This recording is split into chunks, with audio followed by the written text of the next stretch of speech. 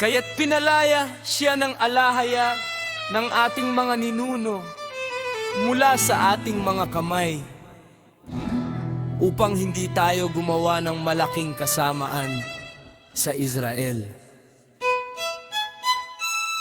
At ngayon, mga anak ko, dinggin ninyo ang mga salita ng katotohanan, upang gumawa ng katuwiran at ng buong kautusan ng kataas-taasan. Huwag kayong maligaw sa pamamagitan ng espiritu ng pagkapoon,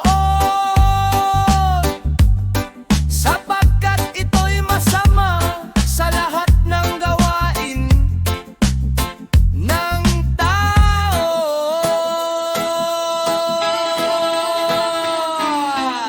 Ano man ang gawin ng isang tao, siya'y kinapupuotan ng napupuot. At kahit ang tao ay tumupad sa kautusan ng alahayat, hindi siya pinupuri nito.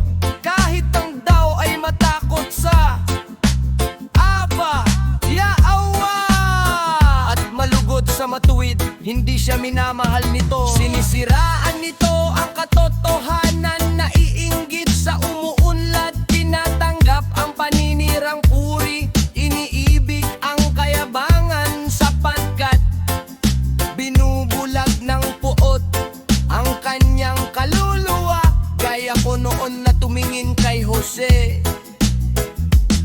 Mag-ingat nga kayo, mga anak ko, sa pagkapuot, sapagkat ito'y gumagawa ng kasamaan, maging laban sa alahayayo mismo. Sapagkat hindi nito diringgin ng mga salita ng kanyang mga utos tungkol sa pag-ibig sa kapwa, at ito'y nagkakasala laban sa alahaya.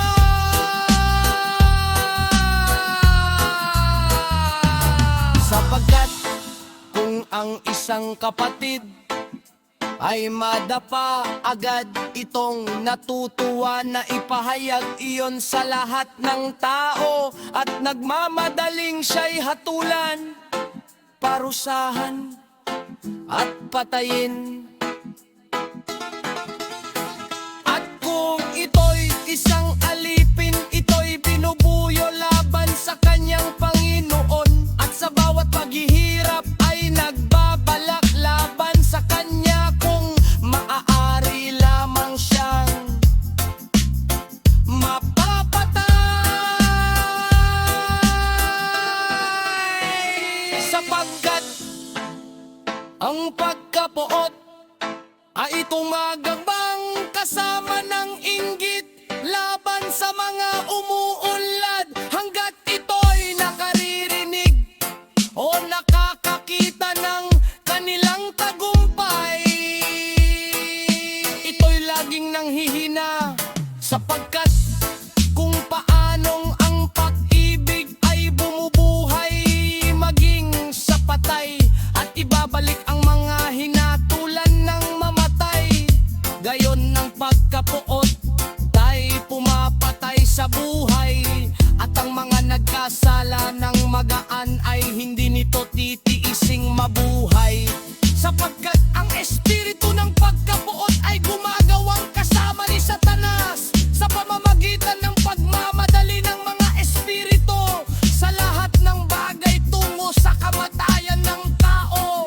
Ngunit ang espiritu ng pag-ibig ay gumagawang kasama ng kautusan ng Aba, Yahwa, sa pagpapahinuhod tungo sa kaligtasan ng mga tao.